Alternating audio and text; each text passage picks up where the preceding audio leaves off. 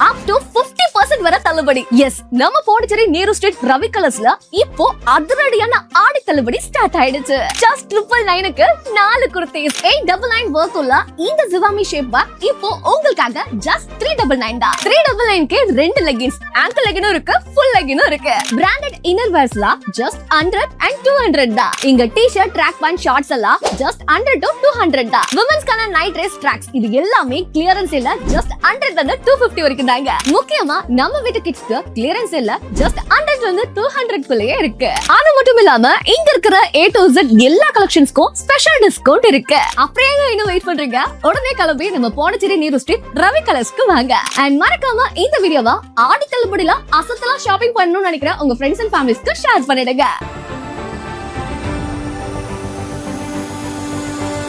Build a 5-star career with Aditya's Institute of Hotel Management. Step into the world of hospitality. Train at Aditya's. Work across the world. Turn your passion into profession. From classrooms to global careers. Learn, lead, and succeed. Aditya's Institute of Hotel Management. Ariyangapam Puducherry. Your passport to a global hospitality career. வணக்கம். முக்கிய செய்திகள். அமைச்சர்கள் இலாகா பட்டியலுக்கு ஒப்புதல் பெற்றுத்தராத ஆளுநர் முதலமைச்சர் பதவியை ராஜினாமா செய்ய வேண்டும். முன்னாள் முதலமைச்சர் நாராயணசாமி வலியுறுத்தல். முத்தியால்பேட்டை முத்துரட்சக மாரியம்மன் ஆலய திருத்தேரோட்டம். சட்டமன்ற உறுப்பினர் வையாபுரி மணிகண்டன் உட்பட திரளான பக்தர்கள் சுவாமி தரிசனம். தமிழகம் மற்றும் புதுவையில் வெப்பநிலை மேலும் அதிகரிக்க வாய்ப்பு. வானிலை ஆய்வு மையம் தகவல். காரைக்காலில் ஆட்சியர் உத்தரவை மீறி கோவிலுக்குள் நுழைந்த விவகாரம். சட்டநாத தம்பிரான் மீது 5 கிராம மக்கள் காவல் கண்காணிப்பாளரிடம் புகார் மனு. இனி விரிவான செய்திகள். அமைச்சர்கள் இலாகா பட்டியலுக்கு அனுமதி பெற்றுத்தராத ஆளுநர் மற்றும் முதலமைச்சர் உடனடியாக அவர்களது பதவிகளை ராஜினாமா செய்ய வேண்டும் என்று முன்னாள் முதலமைச்சர் நாராயணசாமி வலியுறுத்தியுள்ளார். புதுச்சேரி முன்னாள் முதலமைச்சர் நாராயணசாமி செய்தியாளர்களை சந்தித்தார். அப்போது முதலமைச்சர் ரங்கசாமி கடந்த 20ஆம் தேதி அமைச்சர்கள் இலாகா பட்டியலை ஆளுநரிடம் வழங்கியதாகவும் வழக்கமாக இப்பட்டியலுக்கு 1 மணி நேரத்தில் ஒப்புதல் கிடைக்கும் என்று தெரிவித்துள்ள அவர், கிரண்பேடி ஆளுநராக இருந்தபோதே அமைச்சர்கள் இலாகா பட்டியலை 1.5 மணி நேரத்தில் காங்கிரஸ் கட்சி வெளியிட்டதாக அவர் குறிப்பிட்டுள்ளார். மேலும் தற்போது என்ஆர் காங்கிரஸ் பாரதிய ஜனதா கூட்டணி ஆட்சி நடைபெறுவதாகவும் இதுவரை ஆளுநர் அனுமதி பெற முடியவில்லை என்று கூறிய அவர், இலாகா பட்டியலை நிறுத்தி வைக்கும் அதிகாரம் ஆளுநருக்கு கிடையாது என்று கூறினார். இதனால் ஆளுநர் அரசியல் சாசன நெருக்கடியை உருவாக்கியுள்ளதாகவும் எதற்காக கோப்பை நிறுத்தி வைத்துள்ளார் என்பது குறித்து விளக்கமளிக்க வேண்டும் என்றும் அவர் கூறினார். மேலும் அரசியலமைப்பு சட்டத்திற்கு மாறுபட்டும் விதிமுறைகளுக்கு எதிராகவும் ஆளுநர் செயல்பட்டு வருவதாகவும் இதனால் புதுச்சேரி மக்களின் உரிமைகள் பாதிக்கப்பட்டுள்ளதாகவும் அவர் குற்றம் சாட்டினார். இதற்கு தார்மீக பொறுப்பேற்று ஆளுநர் தனது பதவியை ராஜினாமா செய்ய வேண்டும் என்று வலியுறுத்திய அவர், இலாகாவிற்கு அனுமதி பெறாத முதலமைச்சரும் அமைச்சர்களும் ராஜினாமா செய்ய வேண்டும் என்று கூறினார். மேலும் இதுகுறித்து காங்கிரஸ் கட்சி சார்பில் ஆளுநரை கண்டித்து போராட்டம் நடத்தப்படும் என்று கூறிய அவர், டெல்லியில் நீட் முறைகேடு தொடர்பாக போராட்டம் நடத்திய மாணவர்கள் மீது துப்பாக்கிச்சூடு, தடியடி, வன்முறை நடைபெற்றதாகவும் இதற்கு உள்துறை அமைச்சர் அமித்ஷா பொறுப்பேற்க வேண்டும் என்று கூறினார். மேலும் நீட் தேர்வை ரத்து செய்ய வேண்டும், மாணவர் மீதான தாக்குதலுக்கு பொறுப்பேற்று மத்திய அமைச்சர் அமித்ஷா தனது பதவியை ராஜினாமா செய்ய வேண்டும் என்றும் அவர் கூறினார். புதுச்சேரி மாநிலம் காரைக்கால் பகுதி கடமடை பகுதி என்பதனால இந்த பகுதிக்கும் எங்களுக்கு அதற்கு தேவையான நம் காவிரி படுகையில் உள்ள காரைக்கால் பகுதி விவசாயிகளுக்கும் இந்த மேகதாது அணையால் பாதிப்பு ஏற்படும். ஆகவே புதுச்சேரி மாநில முதலமைச்சர் மௌனம் காக்காமல் இந்த மேகதாது அணை விவகாரத்தில் உச்ச நீதிமன்றத்தில் மனு தாக்கல் செய்ய வேண்டும். அது மட்டுமல்லாமல் அனைத்து கட்சி கூட்டத்தை அழைத்து கூட்டி முதலமைச்சர் அவர்கள், புதுச்சேரி மாநில முதலமைச்சர் அவர்கள் இதற்கு தீர்வு காண வேண்டும். இலாகா ஒதுக்கல, அதுக்கு முன்ன 2.5 மாசமா நிர்வாகத்துல எந்த வேலையும் நடக்கல. ஒரு அதாவது இந்திய அரசியலமைப்பு சட்டத்தை காப்பாற்ற வேண்டிய ஒரு துணைநிலை ஆளுநர்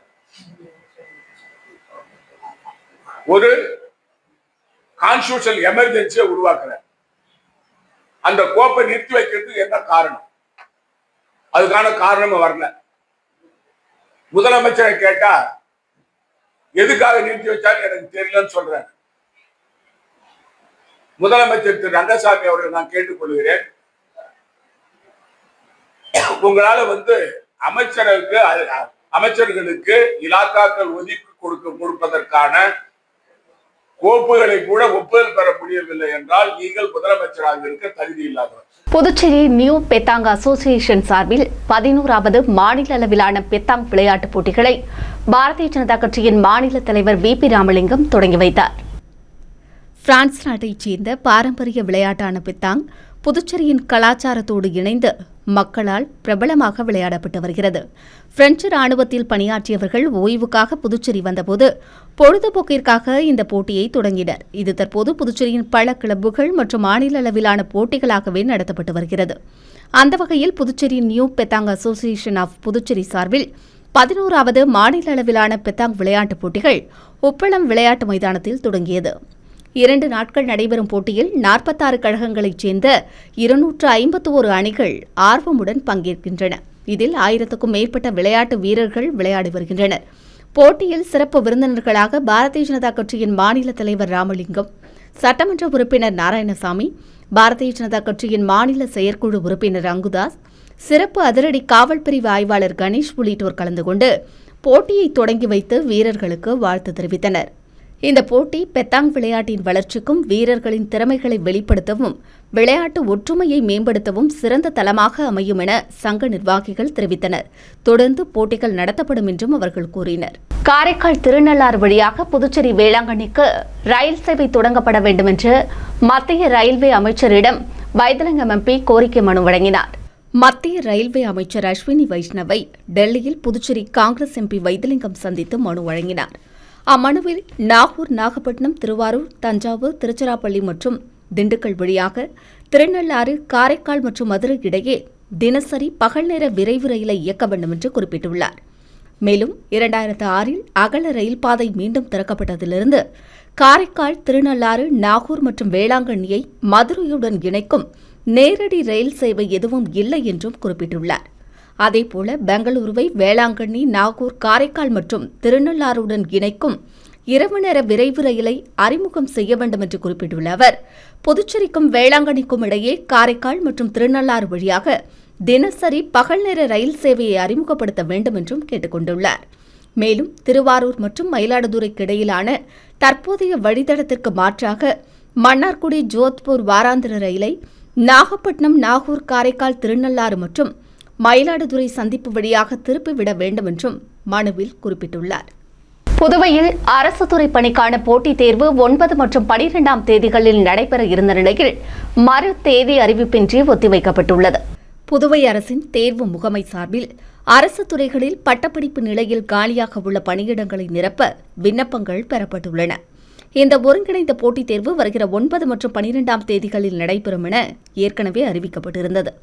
இந்த நிலையில் நிர்வாக காரணங்களால் தேர்வு ஒத்திவைக்கப்படுவதாகவும் தேர்வு நடைபெறும் தேதி பின்னர் அறிவிக்கப்படும் என்று தேர்வு முகமையின் உறுப்பினர் செயலர் முருகேசன் தெரிவித்துள்ளார்.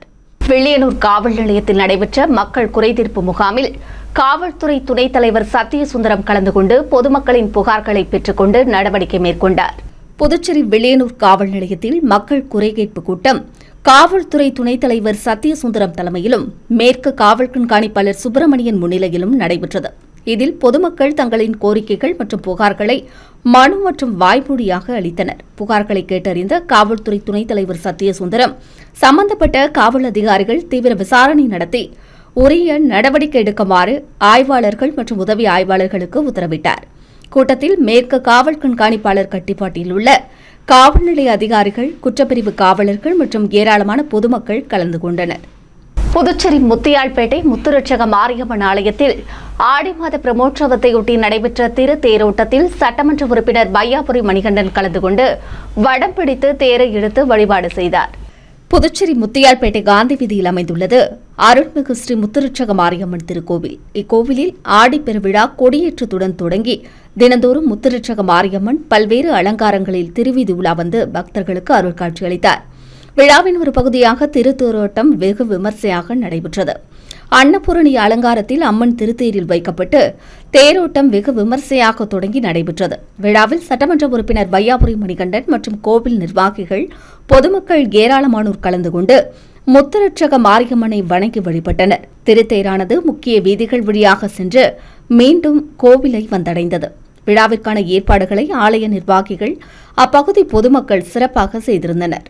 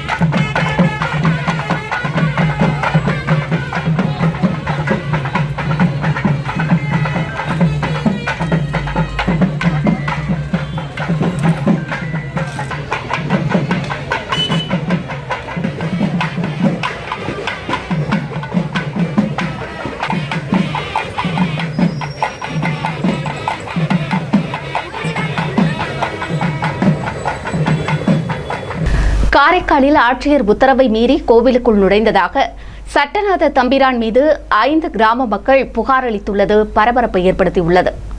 காரைக்கால் மாவட்ட ஆட்சியரின் தடை உத்தரவை மீறி திருநள்ளாறு ஸ்ரீ சனீஸ்வர பகவான் கோவிலுக்குள் நுழைந்து ஆடிவெள்ளி நிகழ்ச்சியில் பங்கேற்று சட்டம் ஒழுங்கு பிரச்சினையை ஏற்படுத்த முயன்றதாக சட்டநாத தம்பிரான் மீது நடவடிக்கை எடுக்க வேண்டுமென திருநள்ளாறு கோவிலுக்கு சொந்தமான 5 கிராம மக்கள் மாவட்ட முதுநிலை காவல் கண்காணிப்பாளர் வினய்குமார் கட்சியிடம் புகார் மனு அளித்தனர்.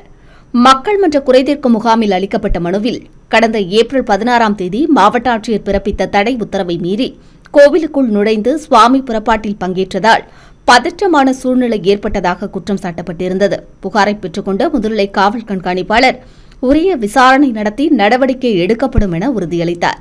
புதுச்சேரி பல்கலைக்கழகத்தில் போதைப்பொருள் ஒழிப்பு விழிப்புணர்வு நிகழ்ச்சி ஆகஸ்ட் 2ஆம் தேதி நடைபெறவுள்ளதாக மை பாரத் நிகழ்ச்சி ஒருங்கிணைப்பாளர் காயத்ரி தெரிவித்துள்ளார். இந்திய அரசின் இளைஞர் நலன் மற்றும் விளையாட்டு அமைச்சகத்தின் மை பாரத் அமைப்பு சார்பில் தேசிய அளவிலான போதைப்பொருள் ஒழிப்பு இயக்கம் ஆகஸ்ட் 2ஆம் தேதி ஞாயிற்றுக்கிழமை நாடு முழுவதும் சிறப்பாக நடைபெறவுள்ளது. நிகழ்ச்சியின் ஒரு பகுதியாக இந்திய அரசின் இளைஞர் நலன் மற்றும் விளையாட்டு அமைச்சகம் மை பாரத் அமைப்பினர் புதுச்சேரி பல்கலைக்கழக வளாகத்தில் ஆகஸ்ட் 2ஆம் தேதி நிகழ்ச்சிக்கான ஏற்பாடுகளை செய்துள்ளனர். நிகழ்ச்சியில் புதுச்சேரி துணைநிலை ஆளுநர், முதலமைச்சர், அரசு உயர் அதிகாரிகள், கல்வி நிறுவனங்களின் தலைவர்கள், இளைஞர் பிரதிநிதிகள் மற்றும் பல்வேறு கல்வி நிறுவனங்களைச் சேர்ந்த ஆயிரக்கணக்கான மாணவர்கள் பங்கேற்க உள்ளனர்.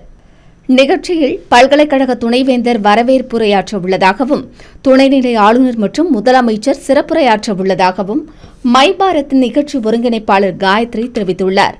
மாண்புமிகு இந்திய பிரதமர் திரு நரேந்திர மோடி அவர்களின் போதைப் பொருள் இல்லா இந்தியா, நஷா முக்து யுவா பாரத் விக்ஷித் பாரத் சங்கல்ப் அபியான் அப்படிங்கிற நிகழ்ச்சி நாளை நமது புதுச்சேரியில துவங்க இருக்குது. இது பாண்டிச்சேரி யூனிவர்சிட்டியில நடக்குது. இது இந்திய அளவிலா ஒரு 10,000 இடங்கள்ல இந்த நிகழ்ச்சி நடக்குது. இந்த நிகழ்ச்சியில மாண்புமிகு பாரத பிரதமர் திரு நரேந்திர மோடி அவர்கள் இளைஞர்களை ஆன்லைன்ல சந்திக்கிறாரு. சந்திச்சு பசங்களுக்கு இந்த போதைப் பொருளால ஏற்படும் தாக்கங்களையும், அது போதைப் பொருள் இல்லாத இளைஞர்களை உருவாக்க வேண்டிய நோக்கத்தையும் இளைஞர்களுக்கு அவர் நேரடியா சொல்ல இருக்கிறாரு. சோ இது இந்தியா முழுவதும் நாளையிலிருந்து ஆரம்பிச்சு 100 ஞாயிற்றுக்கிழமைகள் நடக்குது இந்த நிகழ்ச்சி, விக்ஷித் பாரத் சங்கல்ப் அபியான் அப்படிங்கிறது. இந்த 100 ஞாயிற்றுக்கிழமைகள்ல முதல் துவக்கமா நாளைக்கு ஆகஸ்ட் 2ஆம் தேதி இந்த நிகழ்ச்சி இந்தியா முழுவதும் ஆரம்பிக்கிறாங்க. இதுல பாண்டிச்சேரி யூனிவர்சிட்டியில மாண்புமிகு துணைநிலை ஆளுநர் அவர்கள், மாண்புமிகு முதலமைச்சர், பாண்டிச்சேரி யூனிவர்சிட்டி வைஸ் சான்சலர் மற்றும் பல அரசு உயரதிகாரிகள் கலந்து கொண்டிருக்காங்க. நாளைக்கு அந்த நிகழ்ச்சி காலையில 9:30க்கு பாண்டிச்சேரி யூனிவர்சிட்டியில நடக்குது. பிரதமர் 10 மணிக்கு லைவ்ல பசங்களோட உரையாட போறாங்க. புதுவையில் கடந்த சில தினங்களாக வெயில் சற்று குறைந்து காணப்பட்ட நிலையில் ஆகஸ்ட் 1ஆம் தேதி வெயிலின் தாக்கம் கடுமையாக அதிகரித்ததால் பொதுமக்கள் சிரமத்திற்கு ஆளாகினர். தென்மேற்கு பருவமழை கடந்த ஜூன் மாதம் தொடங்கியது. இந்த ஆண்டு ஜூன் மற்றும் ஜூலை ஆகிய 2 மாதங்களும் தென்மேற்கு பருவமழை போதிய அளவு பெய்யவில்லை. 21% இயல்பை விட குறைவாகவே மழை பெய்தது. இந்த நிலையில் தமிழகம் மற்றும் புதுச்சேரிக்கான ஆகஸ்ட் மாத வானிலை முன்னறிவிப்பை சென்னை மண்டல வானிலை மைய இயக்குநர் வெளியிட்டுள்ளார். அதில் ஆகஸ்ட் மாதத்தில் தமிழகம் மற்றும் புதுச்சேரியின் பெரும்பாலான பகுதிகளில் அதிகபட்ச வெப்பநிலை இயல்பான அளவிலோ அல்லது இயல்பை விட சற்று அதிகரிக்கக்கூடும் என்று தெரிவித்துள்ளார். இந்நிலையில் புதுச்சேரியில் கடந்த ஒரு வாரமாக வெயிலின் தாக்கம் சற்று குறைந்து வானம் மேகமூட்டத்துடன் காணப்பட்டது. அவ்வப்போது ஒரு சில பகுதிகளில் சாரல் மழை பெய்த நிலையில் ஆகஸ்ட் 1ஆம் தேதி வெயிலின் தாக்கம் அதிகரித்து காணப்பட்டது. வெயிலின் தாக்கம் சற்று குறைந்ததால் நிம்மதியடைந்திருந்த பொதுமக்கள் மீண்டும் வெயிலின் தாக்கம் அதிகரித்துள்ளதால் கடும் சிரமத்திற்கு ஆளாகியுள்ளனர். மேலும் பகல் நேரங்களில் வெயில் கொளுத்துவதால் வாகன ஓட்டிகளும் அவதிக்கு ஆளாகியுள்ளனர். அடுத்து வருவது புதுவையின் இன்றைய தங்கம் மற்றும் வெள்ளி விலை நிலவரம். இன்றைய தங்கம் வெள்ளி விலை விவரம். புதுவையில் இன்றைய தங்கம் வெள்ளி விலை விவரம் வழங்குபவர்கள் முத்து கோல்ட் ஹவுஸ், பாண்டிச்சேரி. தங்கம் 1 கிராம் 13,220 ரூபாய். இன்றைய தங்கம் வெள்ளி விலை விவரம். வெள்ளி 10 கிராம் 2,290 ரூபாய். இத்துடன் ஏஎம்என் செய்திகள் நிறைவடைந்தன. வணக்கம். புதுச்சேரி உங்கள் ஏஎம்என் டிவி செய்திகளை யூடியூபில் உடனுக்குடன் காண ஏஎம்என் டிவி பாண்டிச்சேரி சேனலை சப்ஸ்கிரைப் செய்யுங்கள். பெல் பட்டனை மறக்காமல் கிளிக் செய்யுங்கள்.